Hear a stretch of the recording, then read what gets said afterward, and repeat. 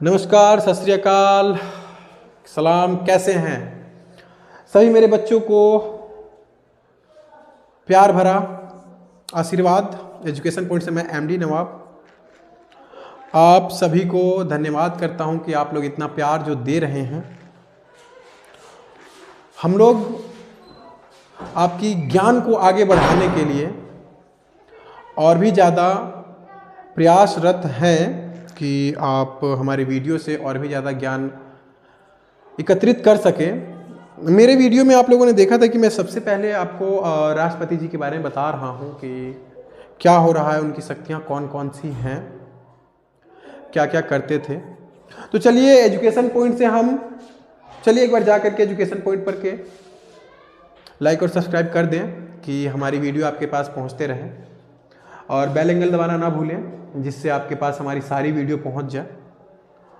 ये हमारा education point का चैनल है। मैंने पिछली वीडियो में भी आपको दिखाया है। फेक बहुत सारे चैनल्स हैं, लेकिन आपको अगर कुछ सीखना है तो एजुकेशन पॉइंट पे ही आए। तो शुरुआत करते हैं हम राष्ट्रपति जी के बारे में कुछ और चीज़ें जानने के लिए। सवाल बच्चे पूछते हैं, भैया कि भारत के प्रथम राष्ट्रपति कौन थे, नाम क्या था, कब बने, कहाँ के थे। तो पूरा विकिपीडिया के साथ ही मैं लेकर के आया हूँ आपके पास। डॉक्टर राजेंद्र प्रसाद जी भारत के पहले प्रधानमंत्री। शायद कोई जानता ना हो, लेकिन मैं आपको बता दूं कि ये हमारे राज्य के गौरव हैं। जिस राज्य से मैं बिलोंग करता हूं उस राज्य के गौरव हैं। और इन्होंने एक बात कही है, गमछा जो हमारे बिहार की पहचान है उसको कभी मत भूलिए। भारत के प्रथम राष्ट्रपति थे ये, आप देख सकते हैं। भारत के प्रथम राष्ट्रपति डॉक्टर राजेंद्र प्रसाद 26 जनवरी 1950, यानी 26 जनवरी 1950 ये इनका कार्यकाल शुरुआत हुआ था राष्ट्रपति के पद पर। और 14 मई 1962 यानी ये इनका आखिरी दिन था राष्ट्रपति पद का। और मैंने पिछली वीडियो में ही आपको बताया था कि सबसे ज़्यादा समय तक राष्ट्रपति पद पर जो बने थे वो हमारे भारत के माननीय डॉक्टर राजेंद्र प्रसाद ही थे। और ये भारत के राष्ट्रपति के रूप में बहुत अच्छे चहेते माने जाते हैं। उस वक्त में प्रधानमंत्री कौन थे, तो पंडित जवाहरलाल नेहरू जी थे। और हमारे उपराष्ट्रपति, मेरे वीडियो में आपने देखा होगा कि उपराष्ट्रपति जी का मैंने ज़्यादा जिक्र नहीं किया है। आज से शुरुआत हो गया है कि हम उपराष्ट्रपति जी के बारे में जानेंगे। पहले हम भारत के प्रथम राष्ट्रपति जी के बारे में जानें कि क्या था नहीं था। तो आप देखिए, और पूर्वाधिकारी क्या थे, तो स्थिति की स्थापना करते हुए चक्रवर्ती राजगोपालाचारी भारत रत्न के गवर्नर जनरल के रूप में भी। और उत्तराधिकारी कौन थे, तो सिंपल सी बात है, आप जान सकते हैं इसमें कि अगर ये इस पद से हटते हैं तो सर्वपल्ली राधाकृष्णन जी को ही बनाया जाता था या बनाया जाएगा, क्योंकि वही हमारे भारत के उपराष्ट्रपति थे। तो अगर इनका पद खाली होता तो उनको ही बनाया जाएगा, और ऐसा ही माना जाता है और क्या कहा भी जाता है, लेकिन ये सच भी है कि उपराष्ट्रपति हमारे डॉक्टर सर्वकृष्ण राधापल्ली जी ही दूसरे भारत के जो दूसरे नंबर पर जो थे वो राष्ट्रपति बने हुए थे। मैं आपको बताना चाहूँगा कि इस नाम से मैं आपको बताऊँ तो इस नाम से हम आज भी पहचाने जाते हैं, चाहे कहीं भी चले जाएं। हमारे देश के किसी भी राज्य के अंदर अगर हम जाते हैं, हम गर्व से कहते हैं कि हम बिहारी हैं। किंतु कुछ ऐसे समाज के लोग हैं जो कि इस शब्दों का प्रयोग कुछ अलग तरीके से करते हैं। लेकिन जहां हम अभी, मेरा कर्मस्थल दिल्ली है, तो यहाँ पे कुछ अजीब तरीके से नाम लिया जाता है। लेकिन मैं गर्व करता हूँ कि मैं बिहार से हूँ, क्योंकि पिछली वीडियो ही मैंने बताया था कि इतिहास रचने वाले पैदा कहाँ से होते हैं। सवाल का जवाब कौन बताएगा, आप कमेंट में ज़रूर बताएं। तो इतिहास यहीं से रचा जाता है। इनकी मृत्यु कहाँ हुई थी, पटना बिहार में हुई थी। और ये भारतीय थे, भारतीय राष्ट्रीय कांग्रेस के जुड़े हुए भी थे। सबसे मेन बात है ये चीज़ हमारे लिए, और ये चीज़ एक एसएससी के लिए एक सवाल है, ये टक्क सा, कि भारतीय जो प्रथम राष्ट्रपति थे उनका कार्यकाल का समापन कब हुआ था? 14 मई 1962 को इनका कार्यकाल खत्म हुआ था, याद रखिएगा। एक और सवाल अगर आ सकता है कि भारतीय जो पहले राष्ट्रपति थे वो किस राज्य से बिलोंग करते थे, तो वो हमारा बिहार है। कौन सा है? आप सीधा टक मार सकते हैं बिहार के बारे में, क्योंकि राजेंद्र प्रसाद जी बिहार से ताल्लुक रखते थे। चलिए कोई बात नहीं, और कुछ जानकारी भी है इनके बारे में, मैं आपको बताऊंगा कि क्या क्या जानकारियां और मौजूद हैं। राजेंद्र प्रसाद जी 3 दिसंबर 1984, देखिएगा ये क्या है, इनका जन्म परिचय है, ये इनका जन्म परिचय है। अगर किसी को पता ना हो तो ये देख ले कि भारतीय जो राष्ट्रपति हैं पहले, उनका जन्म परिचय कैसा है। तो 3 दिसंबर 1884 को ये कहाँ, भारत के प्रथम राष्ट्रपति, महान भारतीय स्वतंत्रता सेनानी थे और वे भारतीय स्वाधीनता आंदोलन के प्रमुख नेताओं में से थे, और उन्होंने भारतीय राष्ट्रीय कांग्रेस के अध्यक्ष के रूप में भी काम किया था। देखिए अध्यक्ष के रूप में प्रमुख भूमिका भी निभाई थी। उन्होंने भारतीय संविधान के निर्माण में महत्वपूर्ण भूमिका यानी महत्वपूर्ण योगदान दिया था। और मैं आपको बता दूं तो मेरी वीडियो में आप लोग जा कर के देख सकते हैं कि ये संविधान बनाने में किस तरह से अपना योगदान दिए हुए थे। राष्ट्रपति होने के अतिरिक्त उन्होंने भारत के पहले मंत्रिमंडल में 1946 एवं 1947 में कृषि और खाद्य मंत्री का दायित्व भी निभाए थे। किन किन से? कृषि और खाद्य मंत्री का दायित्व भी उन्होंने निभाया था, और सम्मान से उन्हें प्राय राजेंद्र बाबू कह करके पुकारा जाता था। अगर क्वेश्चन आता है कि बाबू कह करके किसको पुकारा जाता था, ऑप्शन में बहुत सारे होंगे, तो हम सीधा किन पे जा करके टिक मारेंगे? राजेंद्र प्रसाद पे टिक मार सकते हैं। ये एक और चीज़ है इनका देहावास का, मैं जो शब्द का प्रयोग कर रहा हूँ, ये मृत्यु का डेट है। देहावास यानी इस दुनिया से पर्दा हो जाना, ये फारसी शब्द है, पर्जा हो जाना, पर्दा। 28 फरवरी 1963 को वे इस दुनिया से चल बसे थे। बहुत ही दुखमय समय था वो।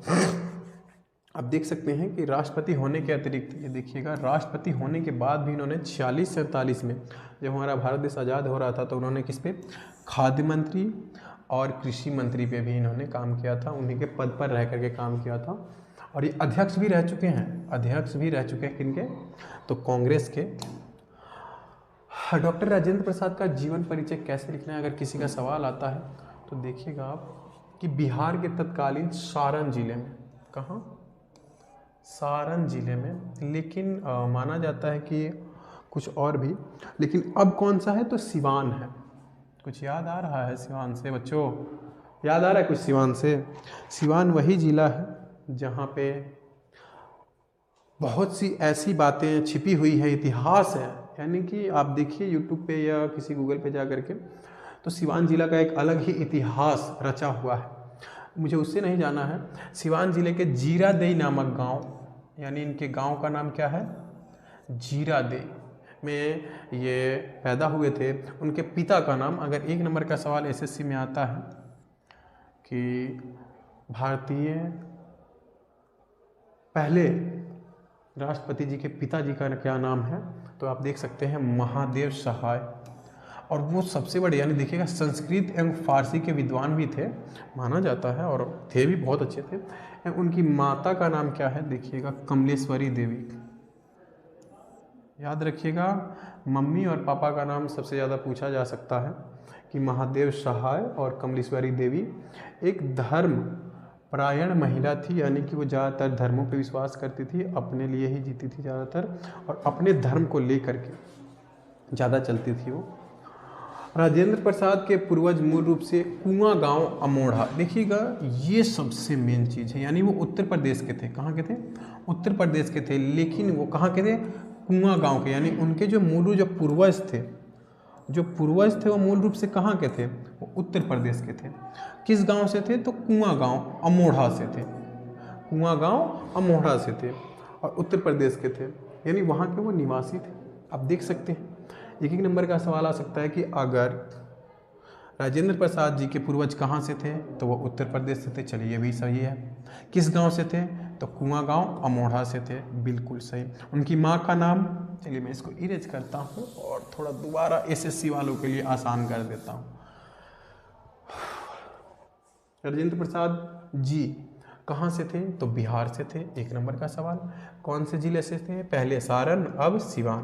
पहले सारण और अब सिवान।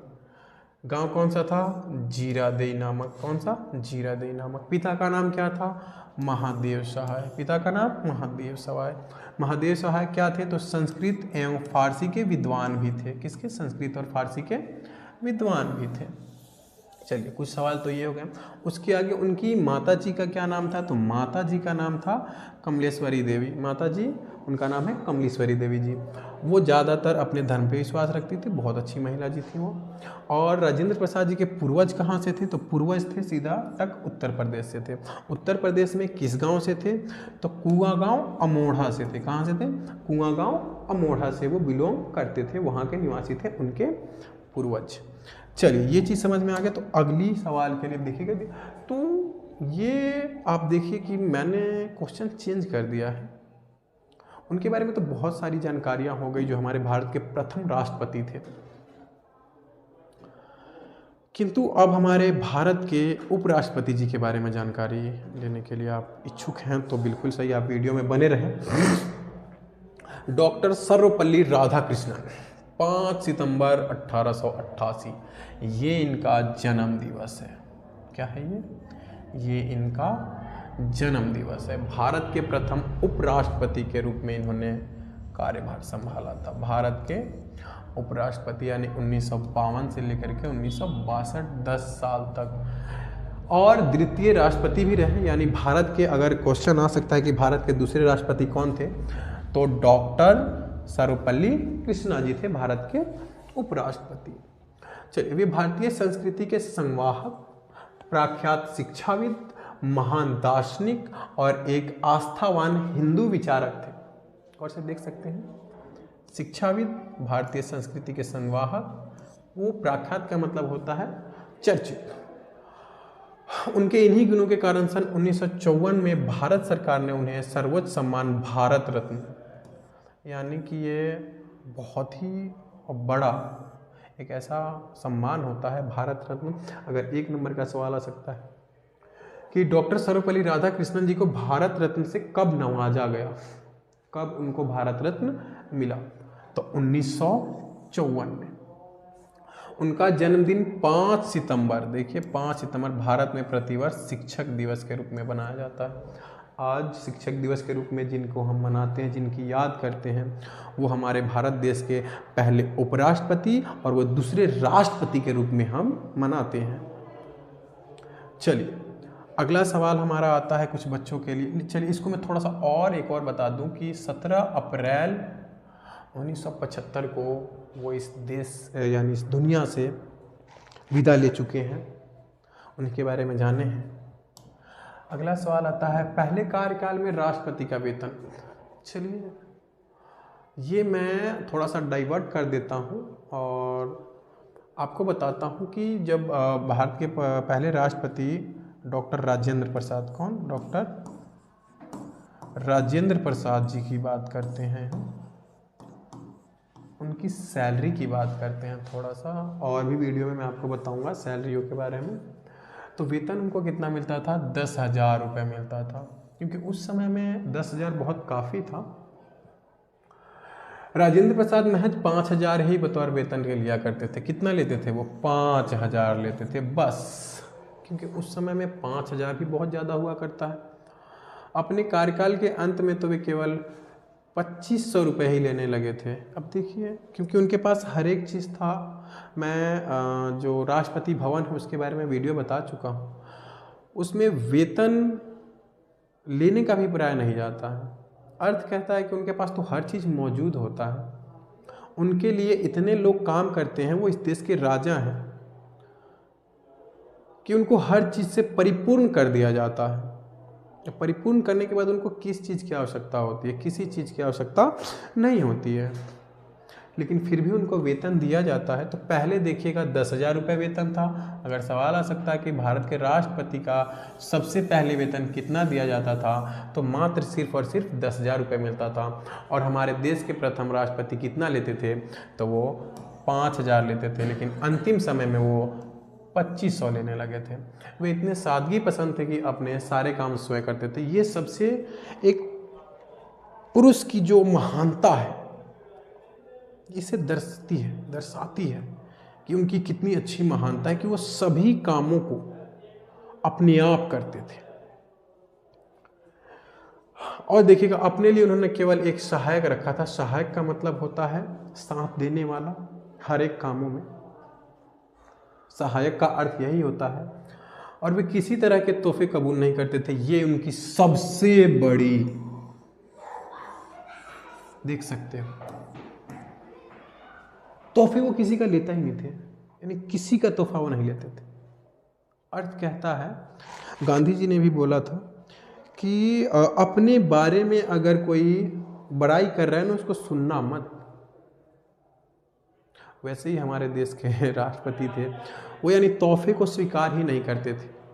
हो सकता है वो तोहफा मेरे से महंगा, इसीलिए वो इन चीज़ों को स्वीकार नहीं किया करते थे। वो मेहनत पे भरोसा करने वाले लोग थे। उन्होंने देखा था इस देश में क्या क्या हुआ है, तो अपनी मेहनत से जो वो किया करते थे वही उनको भाता था, वही उनको पसंद हुआ करता था। अगर बनना चाहे तो हम भी बन सकते हैं ऐसा। सादगी लाइए अपने अंदर, एक सच्चा व्यक्तित्व, तभी जाकर के आप अच्छे पद के लिए भी चयनित हो सकते हैं। मेहनत करें, हर एक चीज को समझें। समय ऐसा है कि किसी भी व्यक्ति को परखना बहुत बड़ी बात है, समझना भी बहुत बड़ी बात है। एजुकेशन पॉइंट से मैं एमडी नवाब आपको इतना ही दूंगा। ज़्यादा जानकारी के लिए आप देखते रहे हमारा चैनल एजुकेशन पॉइंट। और तो और मैं मानता हूं कि अगर कुछ करना है, कुछ बनना है, तो समय के साथ, समय के लिए अपने ऊपर विश्वास रखना बहुत जरूरी है। धन्यवाद, नमस्ते।